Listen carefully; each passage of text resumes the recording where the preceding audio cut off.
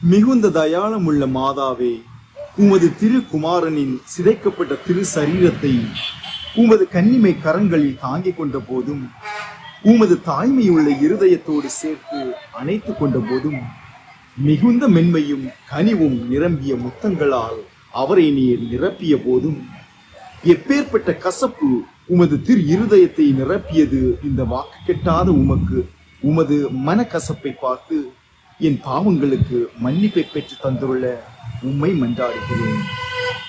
மரியாயே, ஈன பாவியாகி அடியனுக்காக தேவரீர் இப்போது உம் கரங்களில் தாங்கியுள்ள உம் இயேசுவிடம் மன்றாடும். உமது தாய்க்குரிய கரங்களில் உமது திருக்குமாரனுடைய நொறுக்கப்பட்ட திரு சரீரத்தை எடுத்து இதே நிலையில் அவரை எனக்காக பரலோக பிதாவுக்கு ஒப்பு கொடுத்தருளும்.